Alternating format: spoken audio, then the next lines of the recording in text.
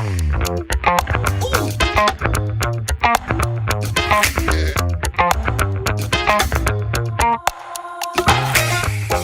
is great to be with you guys here in Austin, and it's great right now in this moment. You know, for the first time in 20 years, the homepage of the internet might be changing.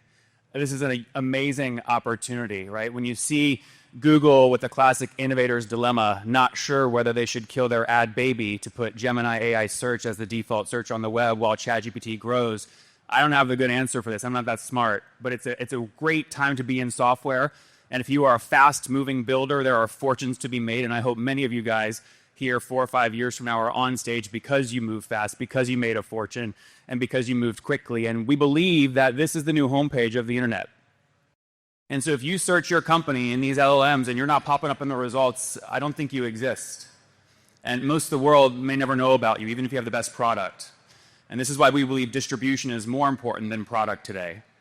So over the next 20 minutes, we're going to focus on these 3 major trends. And these are the big trends we're seeing in the AI world, the LLM world, which is, you know, you see first big teams. We're now seeing tiny teams with giant revenue.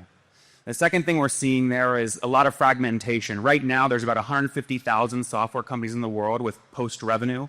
We think now if anyone can build a software company, I mean, you're going to have 500, 1 million software founders in 2, 3, 4 years. That's another huge trend. And then lastly, we used to believe that great products win, great engineering wins. Today, it's all about distribution. So great marketing will win. Now, if you're going to take advantage of those 3 trends, you really got to think deeply about your pricing, your team, and your go-to-market motion. Again, so over the next 17 minutes, we're going to jump through these 9 real case studies of founders that are crushing it, literally over the last 30, 60, 90 days, starting with section 1 here, which is going to be all about pricing. Now, out of curiosity, before I jump into this section, I want you guys just on the count of 3 to yell out what your average ACV is right now. So your average customer pays you how much per year today on the count of 3? 1, 2, 3. Okay, so an average of about $2,532 per month is what I calculated there pretty quickly. Pricing's changing very quickly. Let's take a peek at Clay here, right? Growing very quick, over $30 million of revenue. And what I want you to look at is the drop in the last column on the right in the price per credit discount they give. Some 54% discount on the price per credit. But notice where that 54% discount starts. Look on the left column. It's when they upgrade on the platform plans, the fixed pricing. So the idea is what relationship are you building psychologically on your pricing page between your fixed pricing and your per credit pricing? Another way to look at this is to graph it, right? So that red line is the cost per 1,000 credits on Clay. The blue bar is the subscription fee per month. Notice as the bottom axes, the names change from Pro or earlier Explorer Starter. That's where they give the big discounts on the price per credit. So they're driving incredible net dollar retention because they're selling cheaper bulk credits on the higher fixed plans, which enables them to plan money, income, P&L more easily in this day and age. So all of you should have a graph like this, at least a stab at it. You don't have to execute it, but at least a theory on what you want your pricing page to look like over the next couple of months. And what's interesting about this is, guys, there is no seat-based pricing. It's unlimited on the free plan, right? So seat-based pricing is dead. If you haven't deleted that from your pricing page yet, it's just because you're busy and you're dealing with a lot of stuff, and I would encourage you to put a lot of focus on that quickly. You want as many seats on your platform, driving as much usage as possible, and then driving that payment history and your income around the usage volume. So that's Clay. Let's look at capacity, and you're going to learn from David later today. They've acquired 8 companies on the support space. They're now doing over $60 million of ARR, and their entire pricing strategy is based off that bottom right number. Right? So it's pure outcome-based. Right? So Clay is credit-based, capacity is per outcome-based, how many support tickets resolved without a human touch. Right? What is the equivalent in your business? What's the outcome you could price against? Do you have that clearly defined, and do your customers agree? Right? Again, we will interview Bridget at You Can Book Me, also a SaaStock Europe favorite. We'll interview both of them on stage later today to talk about the deal. David just acquired Bridget's company. Bridget was bootstrapped up to $5 million of revenue. Really great deal there. It's going to be a heck of a session. Lastly, I want to talk about OpenArt, right? OpenArt.ai. A lot of marketers using this in their B2B marketing. And let's take a look at Coco. I mean, I think she's got a chance at being the next Canva. I mean, when you look at the growth, and the small team and the revenue. It's just incredible how fast she's grown. 800K to 8 million ARR with a team of 8 in 10 months. In 10 months. That's the power of a pricing page that is tied to those green highlighted items below the price point. It's all usage based on number of images and number of videos. And then your only goal as a marketing team or product team is how do you drive as much usage as possible? It creates a direct correlation between behavior and usage in your app to that outcome. So these are your big questions on billing that you want to answer. I'll pause for 5 seconds while you guys grab those, and we'll go into section 2. All right, let's jump into section 2. Again, this is the future of pricing in AI, right? What can you charge based off usage or credits? What process can you deliver like capacity? And what thing can you deliver like open AI? Let's jump into section 2, which is all about team. This first example is a one-man shop, one employee doing $8 million of revenue. I can guarantee most of you have probably never heard of this company. Let's jump into this company. It's called Seats.aero, and it is starting off as prosumer, but they're now launching B2B plans because they have millions of users. Now, if you looked at this site and I asked you, how much revenue do you think this site is doing? Most of you, I just told you it was 8 million, but most of you wouldn't guess 8 million looking at this, right? And you're going, well, how does this guy generate so much revenue as a one-man show? Right, here's Ian Carroll, there's proof, right? There's his Stripe graph, right? And the way he's done this, if you look there, 400,000 MAU and 40,000 users, is it's a tool that enables business travelers to quickly find luxury deals, and it's a massive, massive SEO play. Specifically, it's not programmatic SEO like you used to optimize for Google. It's actually clustered keywords around long-tail things like what luxury seats are left on the Qatar flight on Friday at 3 p.m., right? Very long. Those things then show up in the LLMs, and he's getting all that traffic and benefiting. This is the idea of when you build that programmatic SEO once, it gives traffic and revenue forever. And that's where you get leverage on your team. You build once, it sells forever, and Ian's doing a great job. Here's a quick look at sort of those levers he uses, right? Build things once that go forever, so that's media code agents. He's recruited sales reps, so he has no fixed sales rep at cost because it's affiliates who only get paid on the sale. Right? It's a great way to boost your P&L. And then lastly, he's offloaded his support to the community, which he's launched that community. You just go in there and get all your questions answered, right? So that's how you really optimize a P&L strategically. Let's jump into case study number 5, which is Submagic. Again, great company here, videos for B2B SaaS, and they drove a crap ton, $1.6 million of revenue quickly using almost all exclusively affiliates in their first 90 days. I just want you to I want to break down the quick things that work on their affiliate page. You should copy this structure. They show the dopamine hit at the top. They tell you exactly how to get your link, how to track it, how to get paid. Second, if you're not sure how to do this yourself, you can use any of these 8 tools to launch your affiliate program. They all have free options. They help you give links to your affiliates, help the affiliate payouts, help you track, etc.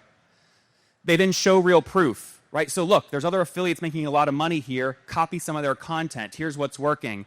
And lastly, like you're missing out. Don't you want some of the $2 million we've already paid out? Right? Show that proof. This is the psychology of a high-performing affiliate landing page, which all of you guys should be using. And that's how you get to $8 million of ARR with just 14 FTs and almost no sales team. All right, so great job there with Submagic.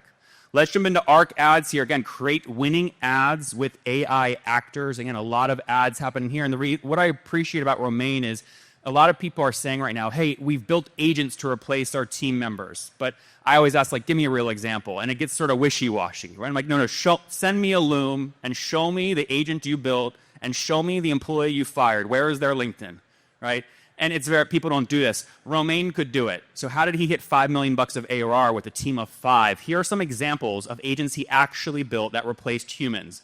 I'm going to go through these quickly. I'm not going to read them all, but knock out support faster. Right? Hire A players who follow you on X. He's automated that, right? HR.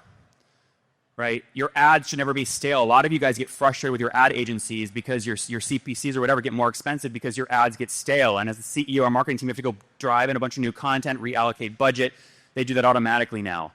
Right? Automatic DMing their leads via their LinkedIn profile. But look, it's not just random things. Personalized messages with top leads via Claude, that's all automated. And if you don't think this stuff is important, there's a reason Brian Halligan is jumping in this Twitter thread. CEO of HubSpot. He knows what's up. This is the future. And this is if you're not actively thinking about this, if you're going to get left behind, right? So Brian's going, hey, CTO, guys, get a look on this stuff. We better be doing this at HubSpot, right?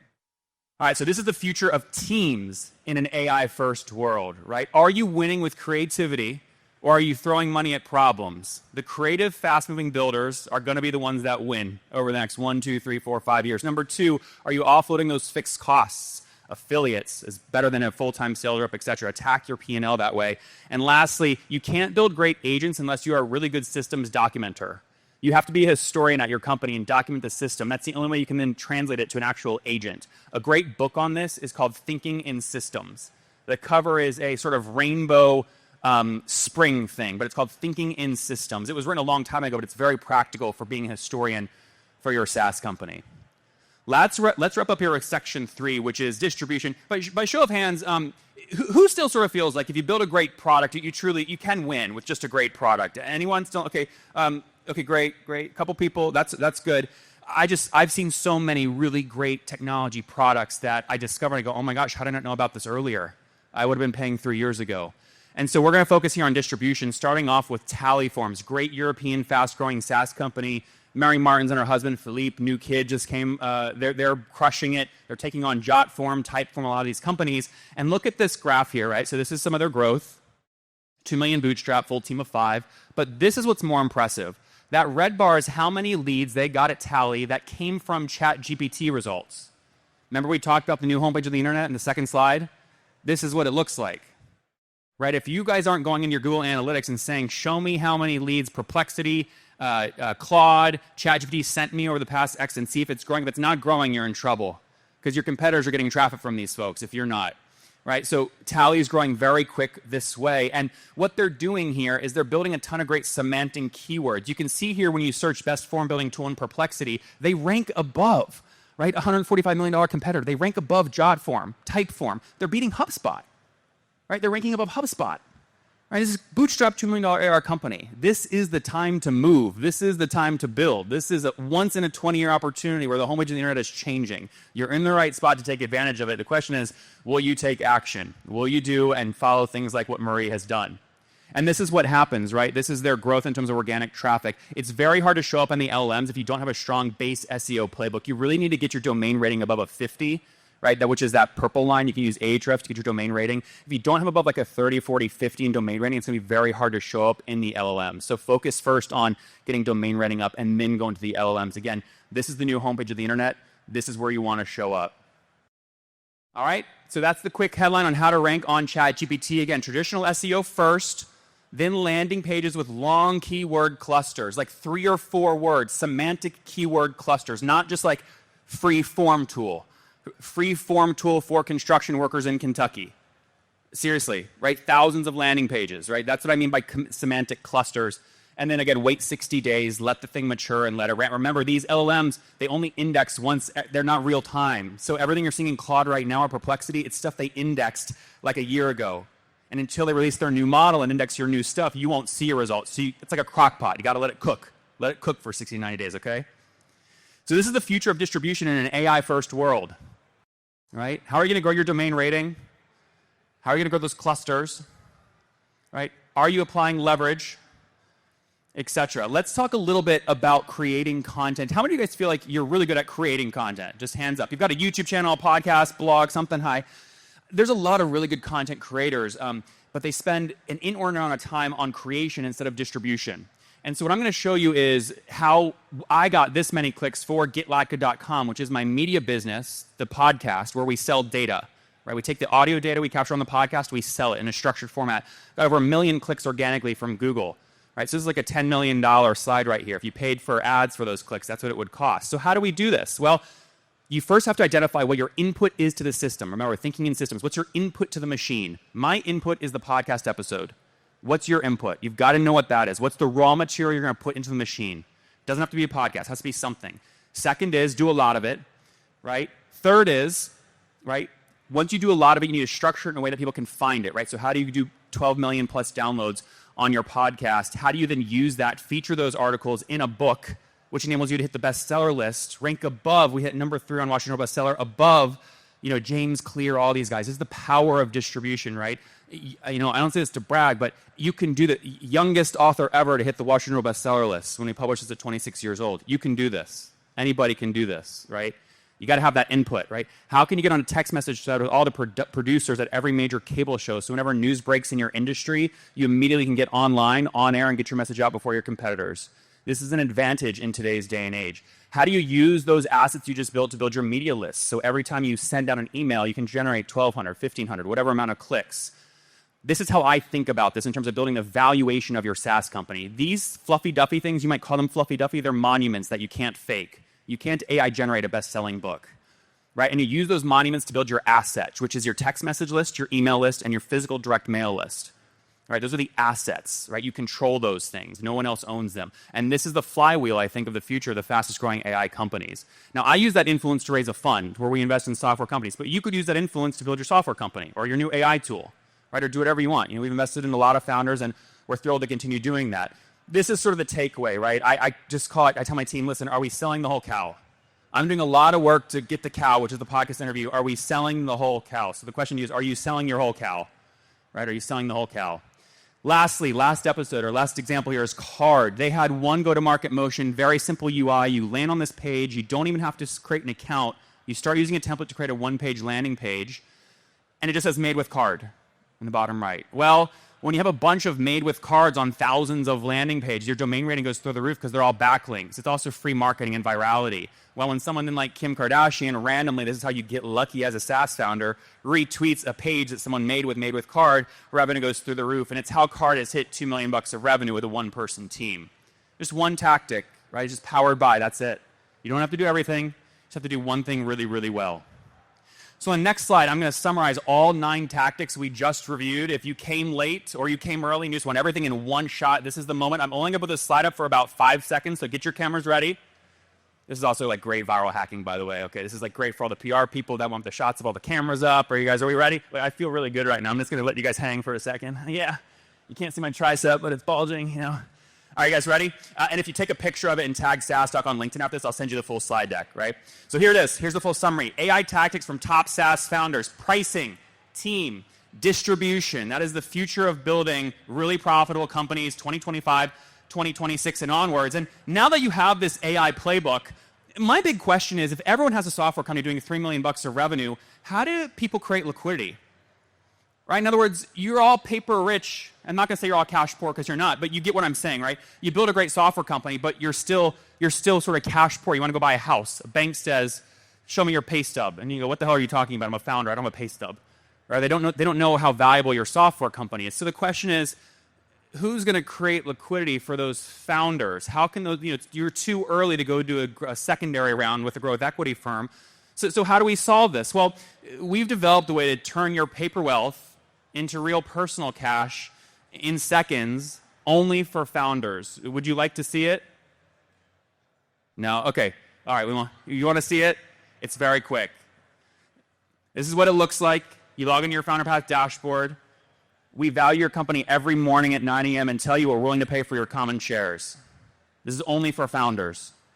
And here's where the magic happens. Take a look at this.